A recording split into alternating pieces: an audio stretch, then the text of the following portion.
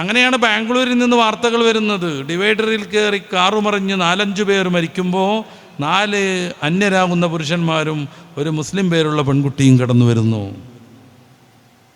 ഇതെങ്ങനെ സാധിക്കുക? ഇതെങ്ങനെയാണ് സാധിക്കുക? പെൺകുട്ടി എവിടെയോ പഠിക്കുകയാണ്, എവിടെ ബാംഗ്ലൂരിലാണ്, എന്താ പഠിക്കണ അറിയില്ല, എവിടെ താമസിക്കണ അറിയില്ല. പിന്നെ അവൾ ബാംഗ്ലൂർ പഠിച്ചുകൊണ്ടിരിക്കുകയാണ്, അത്രമാത്രം അറിയും.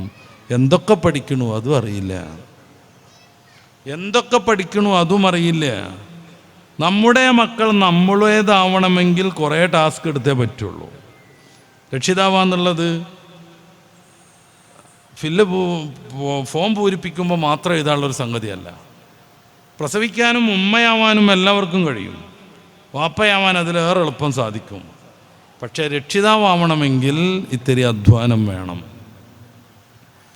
എങ്ങനെയാണ് നമ്മൾ വിചാരിക്കുന്ന ഒരു ധാർമ്മിക ബോധത്തോടു കൂടെ നമ്മുടെ മക്കളെ വളർത്തിക്കൊണ്ടുവരിക? അതുകൂടെ സംസാരിച്ച് ഞാൻ അവസാനിപ്പിക്കാമെന്ന് തോന്നുന്നു. എങ്ങനെയാണ് നമ്മുടെ മക്കളെ ധാർമ്മിക ബോധത്തിൽ നമുക്ക് വളർത്തിക്കൊണ്ടുവരാൻ കഴിയുക? ഒറ്റ വാക്കിൽ ഞാനത് അവസാനിപ്പിക്കാം. ചെറിയ കുട്ടികളാകുന്നിടം മുതൽ പരിശുദ്ധമായ ദീൻ അവരുടെ ഉള്ളിലേക്ക് സന്നിവേശിപ്പിക്കാൻ നമുക്ക് കഴിയണം. വേറൊരു മാർഗമല്ല. ചെറിയ കുട്ടികളാകുമ്പോൾ മുതൽ ദീനിൻ്റെ മെസ്സേജ് അവരുടെ ഉള്ളിൽ ഉറച്ചു നിൽക്കണം. ചെറിയ കുട്ടികളാകുമ്പോൾ മുതൽ ദീനിൻ്റെ സംസ്കാരം അവരുടെ ജീവിതത്തിൽ തന്നെ കൊണ്ടുവരാൻ നമുക്ക് കഴിയണം. ഏതായാലും ചെറിയ കുട്ടിയല്ലേ എന്നൊക്കെ പറയുന്ന ഒരു കണക്കുണ്ട് കേരളത്തിൽ. 14-15 വയസ്സ്. ഓളിപ്പോൾ ചെറിയ കുട്ടിയല്ലേ, ആങ്ങളെ ഡ്രസ്സ് എടുത്ത് കൊടുക്കുകയാണ്, ഇങ്ങനെ സ്ലീവ്ലെസ് ആയ ഒരു ഷർട്ട് അല്ലെങ്കിൽ ടീഷർട്ട്, കയ്യില്ല, അതൊരു ട്രെൻഡാണ്. പെൺകുട്ടികൾക്ക് പൊതുവേ മനഃശാസ്ത്രജ്ഞന്മാർ പറയുന്നത് അവരുടെ ശരീരം പ്രകടിപ്പിക്കാനുള്ള ഒരു താല്പര്യം ഉണ്ടാവുന്നു. അവരത് തുറന്നു പറയില്ല. ഞങ്ങൾക്ക് കംഫർട്ടായ ഡ്രസ്സ് ഇതായതുകൊണ്ടാണെന്നാണ് പറയാം. അവർക്കത് കംഫർട്ടാണെങ്കിൽ വലിയ ജോലി അവരെക്കാളും ചെയ്യുന്ന പുരുഷന്മാർക്ക് എന്തായാലും സ്ലീവ്ലെസ് ടീഷർട്ടും ഷർട്ടും കംഫർട്ടാവണം.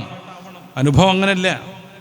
എക്സിക്യൂട്ടീവായ പുരുഷനെ നമ്മൾ നോക്കുക, ഇത്രയ്ക്ക് കൈയിട്ട് ഇവിടെയൊക്കെ ഇങ്ങനെ കണ്ടകോപീനിയും കെട്ടി ഷൂവും സോക്സും ഒക്കെ ഇട്ട് ഒരു ശരീരത്തിൻ്റെ ഭാഗം പോലും കാണിക്കാതെ നിൽക്കുന്നവൻ പുരുഷന്മാരിൽ എക്സിക്യൂട്ടീവാവും. അവൻ്റെ ജോലിക്ക് തടസ്സമൊന്നുമില്ല, അവൻ ആ ഡ്രസ്സ് കംഫർട്ടല്ലാതെ വരുന്നില്ല.